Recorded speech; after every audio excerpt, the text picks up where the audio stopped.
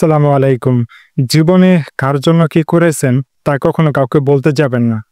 জীবনে আপনি কয়টা মানুষকে কি পরিমাণ উপকার করেছেন বা কাকে কি উপকার করেছেন, এটা আপনি কখনো কারোর সাথে শেয়ার করতে চাবেন না। এটা নিয়ে আপনি কখনো কারোর সাথে কোনো শেয়ার করবেন না। কখনো তাকে এই বিষয়ে মনে করিয়ে দিতে যাবেন না। সে যদি মনে রাখে তাহলে ভালো, আর যদি মনে না রাখে তাহলে আরো ভালো।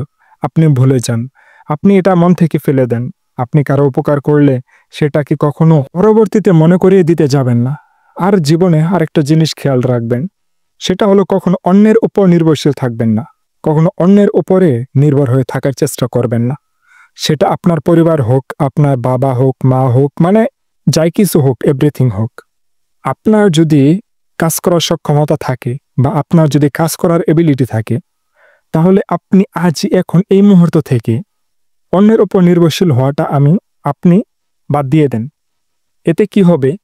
এতে আপনি এমন একটা সময় পর্যায়ে, এমন একটা জায়গায় গিয়ে পৌঁছাবেন, তখন বুঝতে পারবেন যে অন্যের উপর নির্ভরশীল থাকাটা আসলে কতটা কষ্টদায়ক, বা এটা কতটা আসলে মানসিক প্যারা দেয় আপনাকে, কতটা মানসিক আঘাত দেয়। আপনি সবসময় চেষ্টা করবেন আপনার নিজের উপার্জিত অর্থ দিয়ে নিজেকে চালানোর জন্য। সবসময় নিজের খেয়াল খুশি বলেন, নিজের পছন্দ অপছন্দ, নিজের শখ আহ্লাদ যাই কিছু বলেন, সবসময় চেষ্টা করবেন নিজের অর্জিত টাকা দিয়ে সেটাকে পূরণ করতে। এটার ভিতরে একটা অন্যরকম তৃপ্তি আছে, অন্যরকম একটা আনন্দ আছে, যা আপনি আপনার বাবার কাছ থেকে দাঁড় করে টাকা দিয়ে কখনো পাবেন না। আপনি যদি নিজের অর্জিত টাকা দিয়ে জীবনে প্রথম কোনো একটা সুতাও যদি কিনেন, ছোট একটি গেঞ্জি যদিও কিনেন, তখন আর দেখবেন সেটা আপনি পরলে আপনার একটা অন্যরকম ভালো লাগা কাজ করবে, আপনার ভিতরে ভালো লাগবে। তাই সবসময় চেষ্টা করবেন নির্ভরশীল এটা না থাকার জন্য, সবসময় কর্ম করার জন্য। সেটা যেটাই হোক, ছোট থেকে হলেও, অল্প অল্প করে হলেও আপনি যে কোনো কর্ম করার চেষ্টা করেন, এটা আপনার জীবনে অনেক বড় একটা ফল এনে দেবে। যখন এনে দিবে তখন আপনি বুঝতে পারবেন যে এটা আপনাকে কতটা আনন্দ দেয়।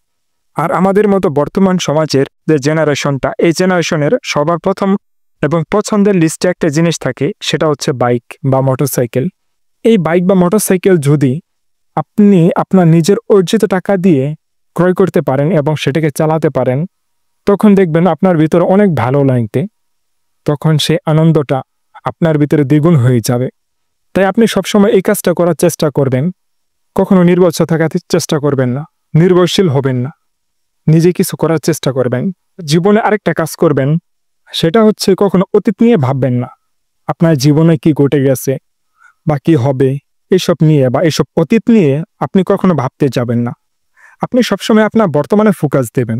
আপনি বর্তমানে কি করতেছেন, আপনার বর্তমানে কি কাজটা করতেছেন, এই কাজটা করার ফলে আপনার ভবিষ্যতে গিয়ে আপনার কোন পর্যায়ে দাঁড়াবেন, আপনাকে কি এনে দেবে আপনার বর্তমান কাজের ভিত্তিতে, সেটাকে সবসময় ফোকাস করবেন।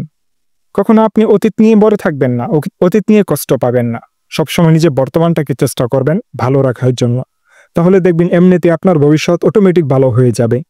আর আরেকটা কাজ করবেন, সেটা হচ্ছে কখনো অতিরিক্ত ঋণগ্রস্ত করবেন না, অতিরিক্ত ঋণ করবেন না। সবসময় চেষ্টা করবেন ঋণ মুক্ত থাকার জন্য। আসলে ঋণ একটা মানুষকে ধ্বংস করে দেয়।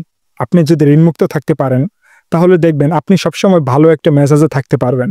আপনি যদি ঋণগ্রস্ত থাকেন, তাহলে আপনি সবসময় একটা প্যারেশানি, একটা চিন্তা, একটা সবসময় কষ্ট নিয়ে আপনাকে থাকতে হবে। তাই চেষ্টা করবেন সবসময় ঋণমুক্ত থাকার জন্য। ঋণমুক্ত থাকলে আপনি অল্প টাকা যদিও রুজি করেন, অল্প টাকা যদি কামাই করেন, তাহলে সেটা দিয়েও আপনি জীবন চালিয়ে নিতে পারবেন। কিন্তু আপনার উপরে যদি অধিক পরিমাণে ঋণের বোঝা থাকে, তাহলে আপনি কখনো কোনো কিছু করতে পারবেন না। সবসময় চেষ্টা করবেন ঋণমুক্ত থাকতে। আর হ্যাঁ, সবসময় চেষ্টা করবেন আমি যে কথাগুলো বলেছি এগুলো মেনে চলার জন্য। আমি আপনাদের কাছে আদেশ নাই, অনুরোধ করব এই কাজগুলো মনে রাখার জন্য এবং সেভাবে জীবনটা পরিচালনা করার জন্য।